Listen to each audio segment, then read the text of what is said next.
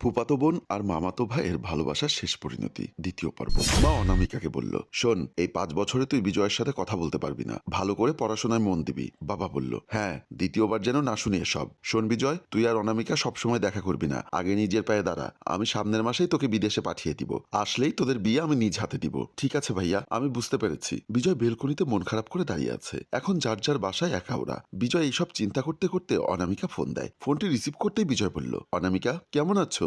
ভালো না, তুমি? আমিও ভালো না রে জান, বুঝতে পারছি না কেমন করে থাকবো তোকে ছাড়া। আমারও ওই অবস্থা। তুমি আমাকে ভুলে যাবে না তো আবার? পাগল হয়েছো? কি বলছো এসব তুমি? আমি তোমাকে খুব ভালোবাসি। দেখবে দেখতে দেখতে 5টি বছর কেটে গিয়েছে। হ্যাঁ, তাই যেন হয়। ওই তোমাকে আদর করতে মন চাইছে। না, এখন আর হবে না, একেবারে বিয়ের পর সবকিছু হবে। ওই এসো না, আমি দুবাই যাবার আগে দেখা করি সোনা, প্লিজ। ওই একদম না, মা জানতে পারলে অনেক কিছু হয়ে যাবে। ঠিক আছে, বাই, রাখছি।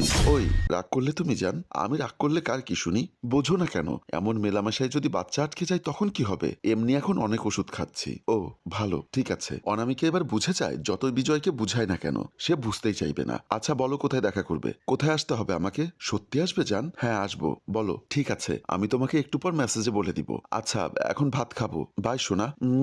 এটা বলেই ফোন কেটে দেয়। এসব কথা এতক্ষণ দরজার বাইরে থেকে শুনছে অনামিকার মা। উনি ভেতরে গিয়ে অনামিকাকে বলল, কে ফোন করেছিল রে? বিজয় ফোন দিয়েছিল। কি বললো তোকে? আমার সাথে দেখা করতে চাইছে মা, প্লিজ না করো না, একটু ঘুরে আসি ওর সাথে। আর তো 5 বছর দেখা হবে না। অনেক চিন্তা ভাবনা করে মা ঠিক আছে বলল। ধন্যবাদ মা। মা তখন চলে যায়। তারা দুজনে একটা জায়গায় দেখা করে। দুজনেই বসে আছে হাতে হাত রেখে। কেমন আছো তুমি বিজয়? আমি ভালো আছি, তুমি কেমন আছো? ভালোই আছি আমিও। এখানেই বসে থাকবে নাকি অন্য কোথাও যাবে? এখানেই বসি। তোমাকে খুব সুন্দর লাগছে, মনে হচ্ছে নতুন করে প্রেমে পড়েছি। তাই বুঝি শোনা আমার? হ্যাঁ বউ আমার। ওই জানো, আমার না তোমার ঠোঁট দুটি খেতে খুব ইচ্ছা করছে। হ্যাঁ, সবকিছুই তোমার, তুমিই তো খাবে পাগল। তাই বুঝি গো? হ্যাঁ চলো এখন উঠি, একটু আগেই তো আসলাম, এক্ষুনি উঠবো। আমি তোমাকে বলেছি না আজ তোমার সাথে থাকবো আমি? হ্যাঁ বলেছো, তাই বলে এক্ষুনি? হ্যাঁ এক্ষুনি। অনামিকাকে তুলে দুজনে চলে আসে। তারা দুজনে একটা রুমে গিয়ে বসে। অনামিকা বলল, এখানে নিয়ে আসলে কেন?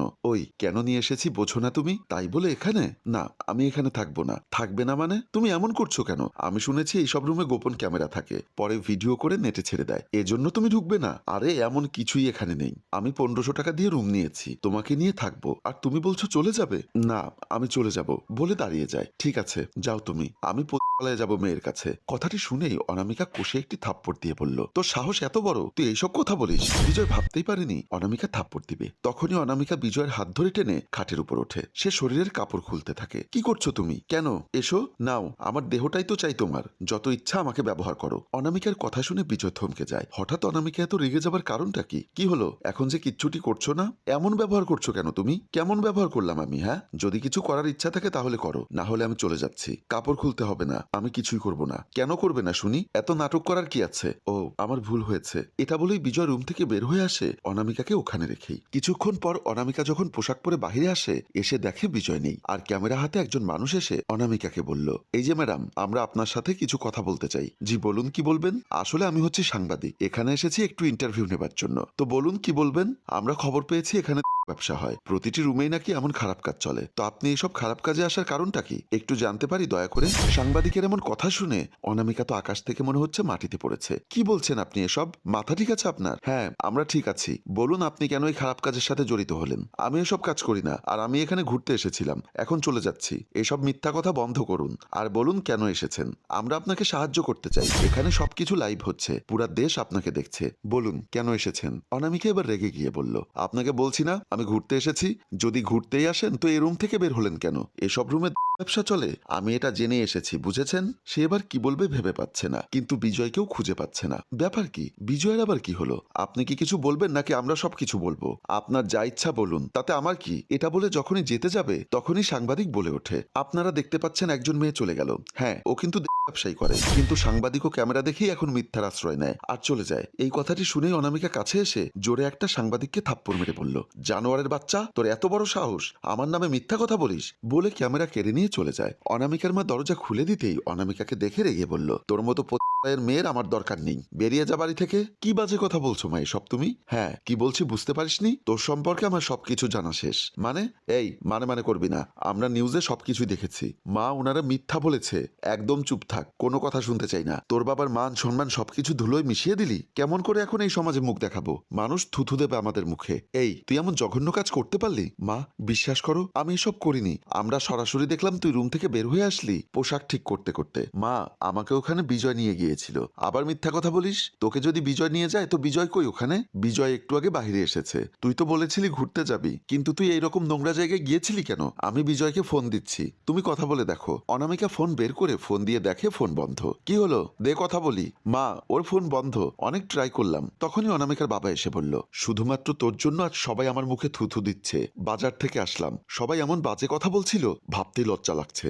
আমার সত্যি কোনো দোষ নেই বাবা, আমাকে বিজয় রুমে নিয়ে গিয়েছিল। কিন্তু তোকে রুমেই বা বিজয় নিয়ে যাবে কেন? এরপরে অনামিকা সবকিছু বলতে থাকে ইশারায়। বাবা মা সব কথা শোনে এবং ওনারা শোনার পরে বাবা বলল, চল এক্ষুনি বিজয়ের বাসায় চল। এটা বলে অনামিকার বাবা হাত ধরে টানতে টানতে নিয়ে যায়। ড্রয়িং রুমে এসে অনামিকার বাবা বিজয় বিজয় বলে ডাক দেয়। বিজয় তড়িঘড়ি করে এসে বলল, জি ফুপা বলুন, কি হয়েছে? কি হয়েছে জানো না তুমি? হ্যাঁ, সত্যি জানি না। আর অনামিকা, তুমি কাঁদছো কেন? তুমি অনামিকাকে কোথায় নিয়ে গিয়েছিলে? কোথায় আবার নিয়ে যাব শুনি?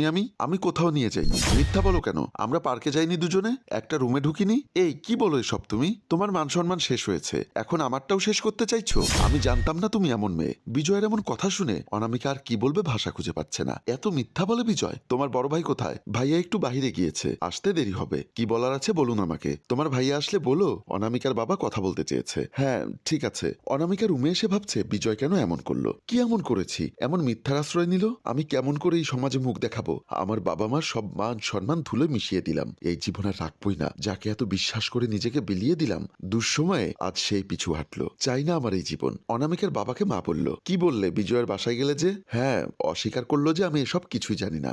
এখন কি হবে? আল্লাহ, এটা কেমন বিপদে ফেললে। আল্লাহর উপর ভরসা রাখো, সব ঠিক হয়ে যাবে। যাও, অনামিকাকে একটু সান্ত্বনা দাও। আমার বিশ্বাস ও সব সত্যি বলছে। বিজয় ভয় সবকিছু মিথ্যা বলছে। হ্যাঁ ঠিক বলেছ, আমার মেয়েটা এমন হতে পারে না। অনামিকার মা চলে যায়। অনামিকার মা রুমের সামনে এসে দেখে যে দরজার ভেতর থেকে লক করা, তাই অনামিকাকে ডাক দেয়, অনামিকা, অনামিকা। কিন্তু কেউই সাড়া দিচ্ছে না। তখনই অনামিকার বাবা এসে দেখে দরজা খুলছে না, ধাক্কা দিয়ে যাচ্ছে। আর ওদিকে অনামিকা চেয়ার খাটের উপর তুলে চেয়ারের উপরে উঠে গলা থেকে ওড়না নিয়ে ফ্যানের সাথে, আর এদিকে অনামিকার বাবা মা একের পর এক দরজায় পাড়ি দিয়ে যাচ্ছে। ওনাদের মনের ভেতর ভয় ঢুকে যায়। মাথা নষ্ট টুইস্ট আর টান টান উত্তেজনা দেখিয়ে আমাদের গল্প এখানেই শেষ হয়। সম্মানিত ভিউয়ার্স, কি হবে আর কি হতে চলেছে তা দেখতে চোখ রাখুন আমাদের এই পেজে। আমরা আপনাদের সুবিধার্থে এই গল্পের প্রথম পর্বের লিংক কমেন্ট বক্সে দিয়েছি। গল্পের তৃতীয় পর্ব দেখতে চাইলে কমেন্ট করুন। গল্পটির ভাবনায় হাশেম রাজু, পরিচালনায় রেজাউল কবির চৌধুরী ও প্রযোজনায় FA নয়ন চৌধুরী। গল্পটি ভালো লাগলে লাইক, কমেন্ট ও শেয়ার করুন। ধন্যবাদ।